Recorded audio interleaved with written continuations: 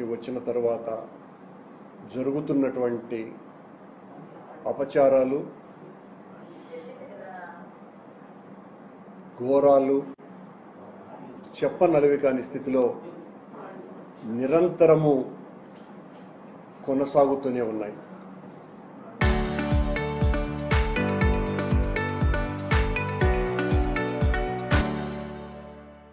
BR Naidu గారు chairman అయిన తరువాత ఇవి పరాకాష్ఠకు అందుకున్నాయి. పైకేమో మాయమాటలతో తిరుమల క్షేత్రాన్నంతా ప్రక్షాళన చేస్తాం, పాప ప్రక్షాళన చేస్తున్నామన్నటువంటి మాటలు మాట్లాడుతూ వారి తాబేదారులతో కొండనంతా కూడా నింపేసి ఎన్ని అవినీతికర కార్యక్రమాలు చేయాలో వాటికి అడ్డు అదుపు లేకుండా చేస్తూనే ఉన్నారు, జరుగుతూనే ఉన్నాయి.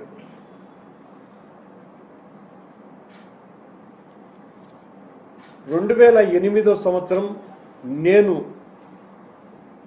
పాలక మండలి అధ్యక్షునిగా ఉన్నప్పుడు ఆనాడు మంగళంపల్లి బాలమురళీకృష్ణ గారిని ఆస్థాన విద్వాంసునిగా టీటీడీకి నియమించినప్పుడు ఆయన గౌరవ సూచకంగా తిరుమల ఆలయం ముంగిట ఆయన గాత్ర మాధుర్యాన్ని వినిపించేటట్టుగా అక్కడ ఒక వేదికను ఏర్పాటు చేసి ఆయన చేత కార్యక్రమాన్ని నిర్వహించడం. ఆ సమయంలో పుట్టినటువంటి ఆలోచన రాజశేఖర్ రెడ్డి గారు చాలా మంచి కార్యక్రమం, ఇది శాశ్వతంగా ఉండేటట్టుగా చెయ్యండి అని ఆయన చెప్పిన సూచనతో నాద నీరాజనం అనేటువంటి ఆ వేదిక మహామణిమంటపాన్ని కట్టాలనుకున్నటువంటి ప్రదేశంలో నాద నీరాజన ప్రాంగణం వెలసింది. రాజశేఖర రెడ్డి గారు పోయిన తర్వాత దాని ప్రారంభోత్సవం జరిగింది. అనేక సాంస్కృతిక ఆధ్యాత్మిక వైభవాన్ని విశ్వవ్యాప్తం చేసే విధంగా కార్యక్రమాలు అక్కడ జరిగినాయి. స్వామివారి ప్రాభవాన్ని, అన్నమయ్య సంగీత మాధుర్యాన్ని ఓలలాడించటానికి ఒకవైపున నృత్యము, మరోవైపున గాత్రము, మరోవైపున అనేక కళారూపాలలో ఆ పద విన్యాసుని యొక్క సంగీతాన్ని, అలాగే అనేక విధాలుగా ఆధ్యాత్మిక సౌరభాన్ని చూపించే, తలపించే, ఆస్వాదించేటువంటి కార్యక్రమాలు ఎన్నో చేసినటువంటి నాద నీరాజన ప్రాంగణం కూటమి అధికారంలోకి వచ్చిన తరువాత అవినీతితో కుళ్ళిపోయింది.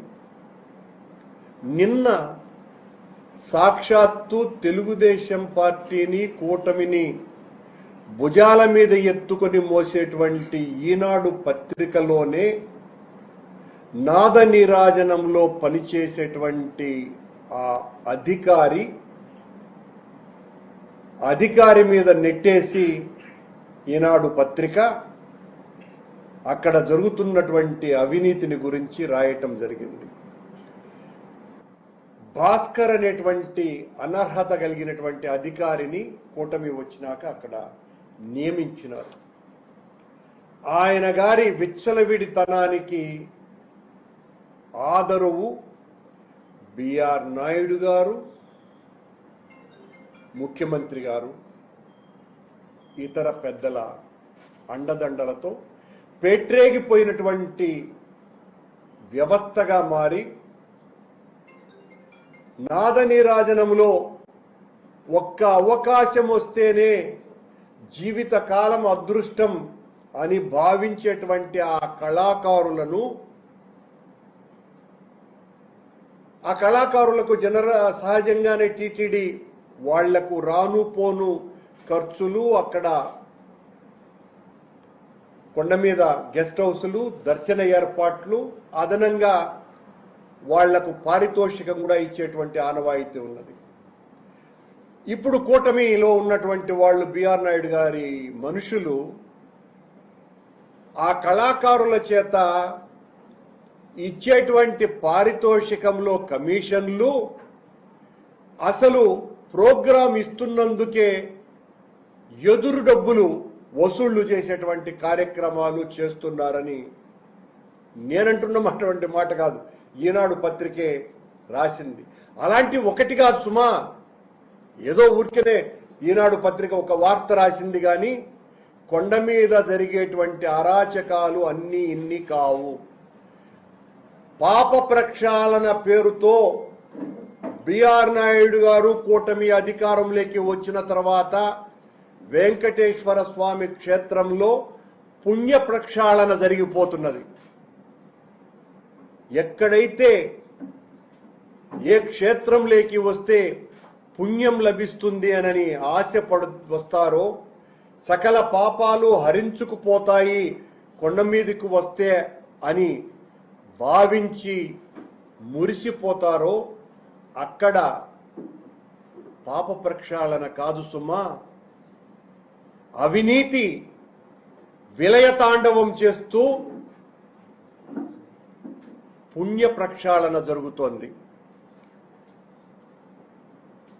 సాంస్కృతికానికి ఒక వెనుబలంగా నాద నీరాజనం ఉంటే ఆ వెన్నుముక పూర్తిగా విరగ్గొట్టేటువంటి కార్యక్రమాలు చేసినారు.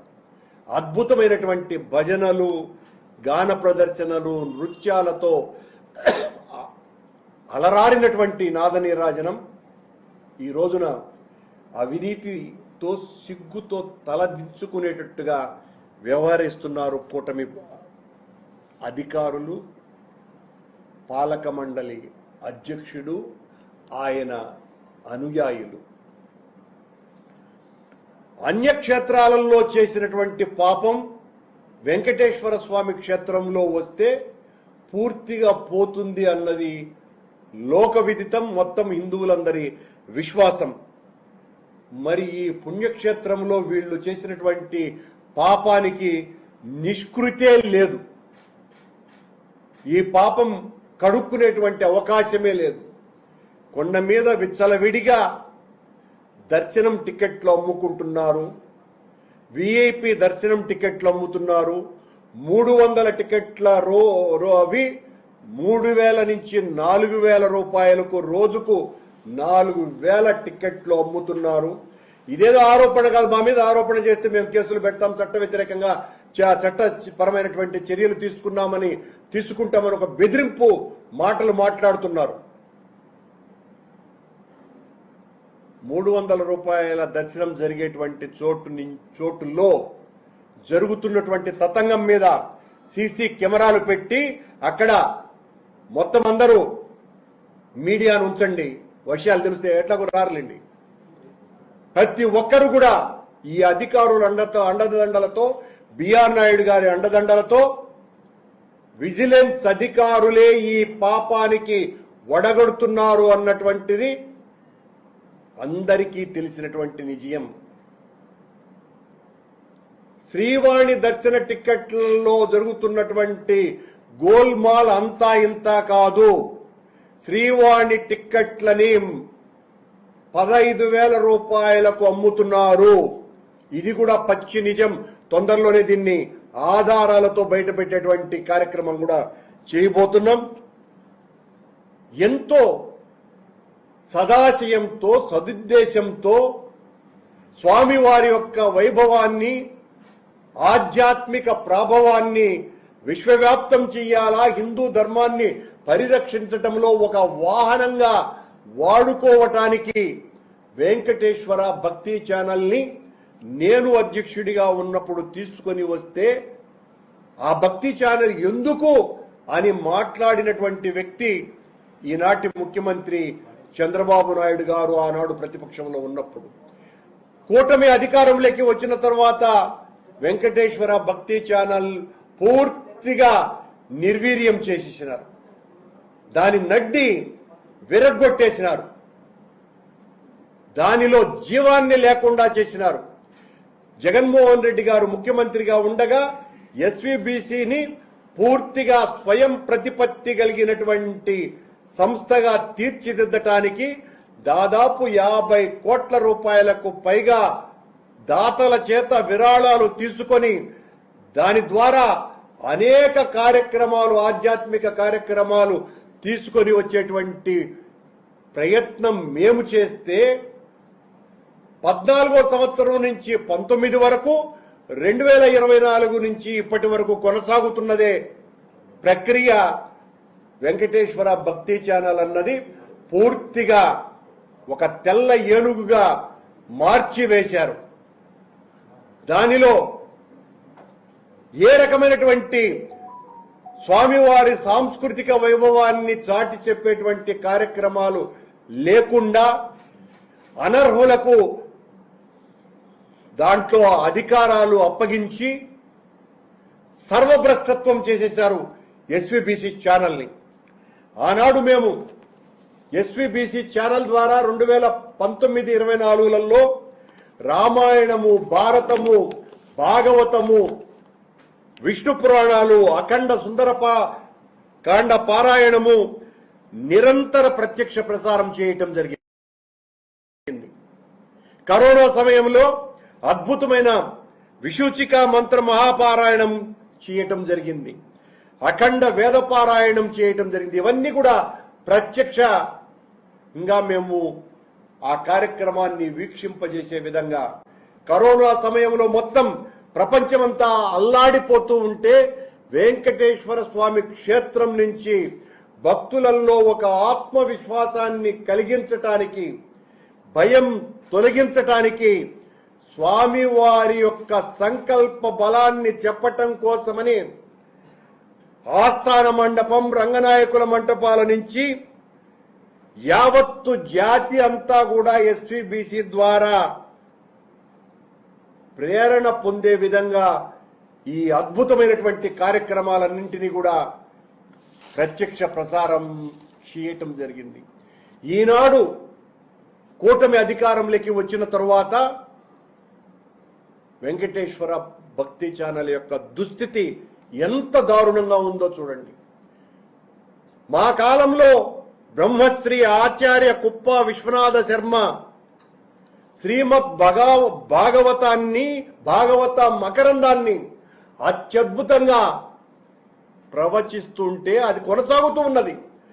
దానిని కూటమి ప్రభుత్వం వచ్చిన తరువాత అర్ధాంతరంగా ఆపివేసి ఆ కుప్ప విశ్వనాథ శర్మని మెడబట్టి గెంటేశారు. కుప్ప విశ్వనాథ శర్మ కార్యక్రమం వస్తోంది అంటే వెంకటేశ్వర భక్తి ఛానల్లో కోట్ల మంది భక్తులు వీక్షించేవాళ్లు.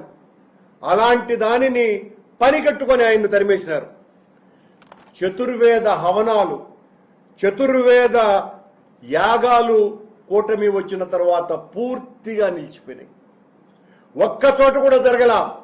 మేమున్నప్పుడు టీటీడీ ఆధ్వర్యంలో దేశవ్యాప్తంగా అనేక ప్రాంతాలలో ఈ చతుర్వేద యాగాలు కాశీ, మధుర, మైసూరు, ఢిల్లీ, చెన్నై, ద్వారకా, భువనేశ్వర్ ఇలా చెప్పుకుపోతే ఒక చోట కాదు 10 చోట్ల ఈ చతుర్వేద యాగాలు మేము చేస్తే ఈ రోజున ఎక్కడా కూడా ఆ అవరపు వినిపించను లేదు, ఆ వాయువు లేనే లేదు.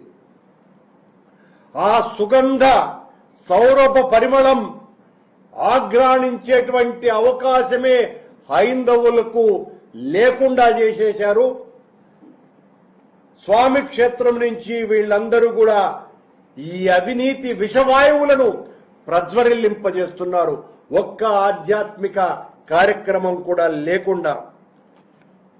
మా హయాంలో జగన్మోహన్ రెడ్డి గారు వేదపారాయణ పోస్టులు 700 అవసరం ఈ రాష్ట్రానికేనని వాటికి మేము నోటిఫికేషన్ కూడా జారీ చేస్తే కూటమి అధికారంలోకి వచ్చిన తర్వాత వాటికి ఇంటర్వ్యూలు చేసి ఇప్పటికీ 7 నెలలైనప్పటికీ కూడా రిజల్ట్ ఇంతవరకు ప్రకటించాల. దాని కన్వీనర్ కొన్ని లక్షల రూపాయలు ఒక్కొక్కరి దగ్గర నుంచి నువ్వు సెలెక్ట్ అయినావని దండుకున్నాడు అని విమర్శ వస్తే దాని మీద చర్యలు కూడా లేవు. ఇదే మీరు ఆధ్యాత్మికతను పరిరక్షించటం? అలాగే 70 ఏండ్ల క్రితం స్వామివారి హస్తాలతో, ఆయన అండదండలతో, ఆయన కృపతో, ఆయన కరుణతో, ఆయన వీక్షణలతో టిటిడి ఒక గొప్ప కార్యక్రమంగా భావించి నెలకొల్పిన వెంకటేశ్వర నృత్య సంగీత కళాశాలను పూర్తిగా చిదిమివేస్తున్నది కూటమి ప్రభుత్వం. తెలుగువారికి 2 కళ్ళు, సంగీత సారస్వతాలు 2 సరస్వతీదేవి స్తనద్వయాలు అని ఎలా సాహితీవేత్తలు భావిస్తూ ఉంటారో అలాగే తెలుగువారి 2 కళ్ళు అయినటువంటి హరికథ, కూచిపూడి అనేటువంటి విభాగాలను పూర్తిగా తీసివేసేటువంటి కార్యక్రమాలు చేస్తున్నది టిటిడి. ఈ రోజున హరికథకు ఒక్క అధ్యాపకుడు కూడా లేడు, పూర్తిగా పోయింది. హరికథ అన్నదే టిటిడి నుంచి నిర్మూలింపబడ్డది. అలాగే కూచిపూడి నృత్యం మనది కృష్ణా జిల్లా కూచిపూడిలో మొదలైనటువంటి కూచిపూడి నృత్యం ప్రపంచమంతా ఉన్నటువంటి రంగస్థలాలన్నింటిలోనూ కూడా తమ అద్భుతమైనటువంటి నృత్య రూపకాలతో అలలాడించినటువంటి సంగీత విద్వన్మనులందరూ కూడా నిర్ఘాంతపోయే రీతిలో దానికి పాలుపోయాల్సినటువంటి వెంకటేశ్వర నృత్య సంగీత కళాశాలలో ఈ రోజున కూచిపూడి నృత్యానికి అధ్యాపకుడు లేకుండా పోతున్నాడు. వీటిని గురించి పట్టించుకునేటువంటి నాథుడే కరువైనాడు. సరే, బిఆర్ నాయుడు కంటే తెలియదు, చంద్రబాబుకు తెలియదు, కొత్తగా వచ్చినటువంటి ఎగ్జిక్యూటివ్ ఆఫీసర్ అయినా పట్టించుకోవాల్సినటువంటి అవసరం ఉన్నదా లేదా? దీని మీద తెలుగువారి సాంస్కృతిక సత్తా అయినటువంటి కూచిపూడి హరికథ పూర్తిగా కనుమరుగైపోవటం ఎంత దారుణమైనటువంటి విషయం. ఎవరిని పోషించాలి, ఎవరిని పరిరక్షించాలి, ఆ బాధ్యత నుంచే టిటిడి అది నా బాధ్యత కాదు అని తప్పించుకుంటే ఎలా? హరికథ ఆంధ్ర రాష్ట్రంలో వందల వేల సంవత్సరాలుగా ఒక అద్భుతమైనటువంటి కళారూపం. ఆ రోజులలో ఏ రకంగా అయితే జానపద కళారూపాల యొక్క విశ్వరూపంగా హరికథ బాసిల్లిందో ఆ హరికథనే లేకుండా పోయేటువంటి పరిస్థితి కల్పిస్తోంది కూటమి ప్రభుత్వం. వెంకటేశ్వర స్వామి క్షేత్రంలో దాన్ని పట్టించుకోవాల్సినటువంటి అవసరం ఉన్నది. ఆ 2 పట్టించుకోకపోవటం అంటే తెలుగువారి ఆత్మగౌరవాన్ని దెబ్బతీయటమే, తెలుగువారి ప్రాభవాన్ని నిర్వీర్యం చేయటమే ఉద్దేశపూర్వకంగా. శిల్పకళాశాల పక్కన వెంకటేశ్వర స్వామి విగ్రహం ఛిద్రమై ఆలనా పాలన లేకుండా మాలిన్యాల మధ్యన ఉంటే నేను ఆ విష్ణుమూర్తి ఈ రకంగా పడున్నాడు, టిటిడి పట్టించుకోవటం లేదు అని చెబితే దాన్ని శని విగ్రహము అని మాట్లాడినారు. మాట్లాడి దొరికినారు దాని మీద. ఆ తర్వాత దానికి రుజువు లేదు, దాన్ని మాయమే చేసినారు, ఆ విగ్రహమే లేకుండా. ఆశ్చర్యంగా బిఆర్ నాయుడు ఇది శిల్ప కళాశాల పక్కనుండాలని ఈ రోజున మొత్తం శిల్ప కళాశాల విధ్వంసానికే పాల్పడుతున్నారు.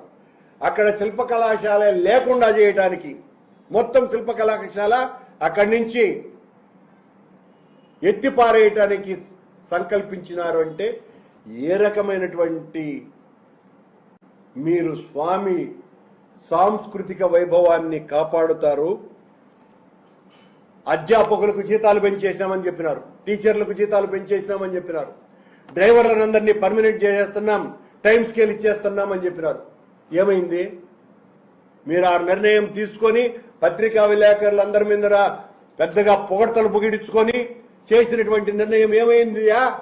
బిఆర్ నాయుడు అమలుకు నోచుకోలేదే. ఒక్క కార్యక్రమం జరిగిందా? రాత్రి 8 గంటల తర్వాత చైర్మన్ ఆఫీసు నుంచి వందల దర్శన సిఫార్సు లేఖలు ఎందుకు వెళుతున్నాయి? రాత్రి 8 తర్వాత ఎందుకు జరుగుతున్నది? అక్కడ చైర్మన్ ఆఫీసులో సాయి మౌనేష్, ఆయన ఎవరు, ప్రకాష్, రవి అనే త్రయాలు చైర్మన్ ఆఫీసును నడిపిస్తున్నాయంట. వాళ్ళు ఏం చెప్తే అదే వేదం, వాళ్ళు నడిపిస్తున్నారు. బిఆర్ నాయుడు గారు ఆయన ఈ మధ్యన కనపడకుండానే మాయమైపోయినారు. ఆ రోజున ఒక నెలన్నర క్రితం నన్ను బండబూతులు తిట్టేసి వెళ్ళిపోయినారు. ఆ తర్వాత ఆయన ఎక్కడున్నారు, ఆయన్ని పట్టించుకునే నాదుడు ఇక్కడ లేరు, ఏ అధికారి కూడా పట్టించుకోవటం లేదని అందరూ అంటున్నారు. మార్చి 8 నుంచి 13 వరకు జరిగిన, ఇది ఇంకా ముఖ్యమైనటువంటి విషయం, మార్చి 8 నుంచి 13 వరకు జరిగిన కొండ మీద వేద పాఠశాలలో వేద శాస్త్ర ఆగమ విద్వత్ సదస్సులో ఉత్తరాది మఠం స్వామిని తీవ్రంగా అవమానించి పంపించి వేశారు. మా హయాంలో పీఠాధిపతులకు, మఠాధిపతులకు, అవధూతులకు అగ్ర ప్రాధాన్యం ఇచ్చి అగ్రపీఠం వేసి వాళ్ళ సూచనలు, వాళ్ళ అనుగ్రహ భాషణలు, వాళ్ళు మాట్లాడినటువంటి ప్రవచనాల ద్వారా దొరికినటువంటి ఆ ఉచ్చిష్టాన్నే తీసుకొని వాళ్ళ అద్భుతమైనటువంటి సలహా సూచనలతో ఆధ్యాత్మిక కార్యక్రమాల రూపకల్పన చేయటానికి మేము సంకల్పిస్తే, వేదశాస్త్ర ఆగమ విద్వత్తు సదస్సు నుంచే ఉత్తరాది స్వామికి అత్యంత అవమానం కలిగించటం ఎంత దుర్మార్గమైనటువంటి విషయం. అది సాంప్రదాయంగా జరిగేటువంటి ఆ కార్యక్రమంలో ఉత్తమ విద్యార్థులకు దశాబ్దాలుగా బంగారు పతకాలు ఇచ్చేటువంటి ఆనవాయితీ ఉంది. ఈ సంవత్సరం ఎందుకు ఇవ్వలేదు బంగారు పతకాలని? ఆ బంగారు పతకాలను ఇవ్వకపోవడానికి బంగారు ధర ఎక్కువైపోయింది అని చెప్పినారంట అధికారులు. ఇంకేం మాట్లాడతామండి? ఇంతకంటే దారుణం మరొకటి ఉందా? బంగారు పతకం ఓ చిన్న డాలర్ ఇవ్వటానికి, అది కూడా బ్రాహ్మణోత్తమ విద్యార్థులకు, వేద విద్యను అభ్యసించేటువంటి విద్యార్థులకు ఏటా ఇచ్చేటువంటి, ఉత్తమ ప్రతిభను కనబరిచేటువంటి విద్యార్థులకు ఇచ్చేటువంటి బంగారు పతకం ఈ సంవత్సరం ఉష్కాకి. ఆ విద్వత్ సదస్సులో ఆశ్చర్యంగా ఆహ్వాన పత్రికలో చైర్మన్ పేరుండాలి, చైర్మన్ అటెండ్ కావాలా, ఈఓ అటెండ్ కావాలా. ఈఓ లేడు, చైర్మన్ లేడు, ఎవరు పోలా ఆ విద్వత్ సదస్సుకి. అంటే వీళ్ళకి వేద పఠనం మీద, వేద సంస్కృతి మీద, వేద పాఠశాల మీద ఉన్నటువంటి గౌరవం ఏందో ఆలోచించమని సభ్య సమాజాన్ని కోరుతున్నా. ఆ రోజు నా మీద ఆయన బిఆర్ నాయుడు గారు ప్రెస్ మీట్ పెట్టినప్పుడు ఏందో వేదాలు మాట్లాడతాడు అని నా మీద, వేదాల గురించి నేను మాట్లాడినందుకు నన్ను మాట్లాడినారు ఆయన తిట్టి. అందువల్ల వేద పాఠశాలకు పోలా, ఆ కార్యక్రమాన్ని కూడా మానేసినాడు. అసలు ధర్మ ప్రచార పరిషత్, హిందూ ధర్మ ప్రచార పరిషత్ అని పేరు పెట్టింది కూడా నేనున్నప్పుడే. అప్పటి వరకు ధర్మ ప్రచార పరిషత్తే దాని పేరు. నేను మొదటిసారి టిటిడి చైర్మన్ అయినప్పుడు హిందూ ధర్మ ప్రచార పరిషత్తుగా దాన్ని నామకరణం చేయటం జరిగింది. అర్హత లేని వ్యక్తిని ఈ రోజున హిందూ ధర్మ ప్రచార పరిషత్తుకు అధికారిగా నియమించినారు. ఒక్క కార్యక్రమము జరగటం లేదు. ఇలా చెప్పుకుపోతే కొండంత కార్యక్రమ నిర్వహణలలో అరాచకము, అవినీతి, ఆశ్రిత పక్షపాతము తప్ప ఇంకేమీ లేదు అన్నది సుస్పష్టము.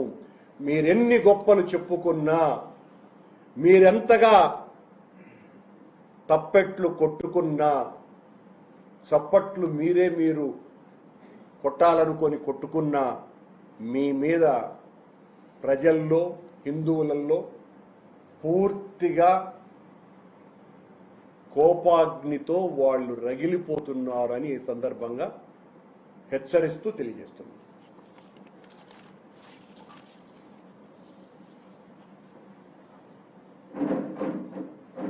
శ్రీవాణి టికెట్స్ మరింత పారదర్శకంగా ఇవ్వాలని చెప్పేసి ఆన్లైన్ లో పెట్టాము, మార్గదర్శనం మార్చామని చెప్పేసి టీటీడీ చెప్తుంది. మీరేదో సాక్ష్యాలతో బయట పెడతాం. ఎస్ అండి, మీరు దీన్ని చూపించండి నేను చెప్పే మాటల్ని. శ్రీవాణి టిక్కెట్లు ఆన్లైన్లో పెట్టిన తరువాత ఉదయం 9 గంటలకు ప్రారంభించి 2 నిమిషాలలో 800 టిక్కెట్లు ఎలా విడుదలవుతాయి? ఈ ఒక్కదానికి కారణం చెప్పమని చెప్పండి. 2 నిమిషాలలో 800 టికెట్లు ఎలా రిలీజ్ అవుతున్నాయి? ఒక్క టికెట్ కొట్టడానికి ఎంతసేపు పడుతుంది? కొండ మీద బ్రోకర్లు ఉన్నారు. ఆ బ్రోకర్ల దగ్గరికి వెళితే 15,000 రూపాయలు ఇస్తే వాళ్ళు క్షణాలలో ఆ టికెట్ 9 గంటల 2 నిమిషం మీకు అందజేస్తున్నారు. ఇది పరిస్థితి. అలా 400 నుంచి 600 టికెట్లు ఈ బ్రోకర్లే అమ్ముతున్నారు. దీని వెనుక చాలా పెద్ద కుట్ర ఉన్నది. విజిలెన్స్ వాళ్ళు, పై స్థాయి అధికారులు, చైర్మన్ ఆఫీసు, మొత్తం అక్కడున్న వ్యవస్థ అంతా కూడా రోజుకు దాదాపు 25 లక్షల రూపాయలకు పైగా ఆ కుంభకోణంలో భాగస్వాములు.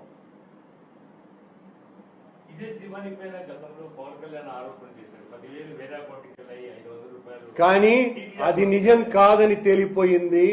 ఆ శ్రీవాణి మీదనే ఆధారపడి ఈ రోజున మేము 10,000 గుళ్ళు కడతాము అని రోజు ప్రకటించుకొని మా హయాంలో 3,800 గుడులు కట్టిన విషయాన్ని పూర్తిగా మరుగునపరిచి శ్రీవాణి నిధులతోనే అమరావతిలో 200 కోట్ల రూపాయలతో గుడి కడుతున్నాడు చంద్రబాబు గారు.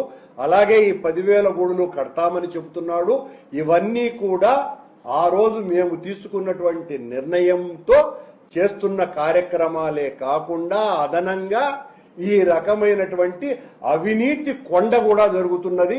ఆ రోజు వాళ్ళు చేసినటువంటి ఆరోపణల్ని 2 సంవత్సరాలైనా కించిత్తు కూడా నిరూపించలేకపోయి దాని మీదనే ఆధారపడి ఈరోజు పనిచేస్తున్నారు. ఆ అవినీతి ఈరోజు వాళ్ళు కొల్లలుగా చేస్తున్నారు.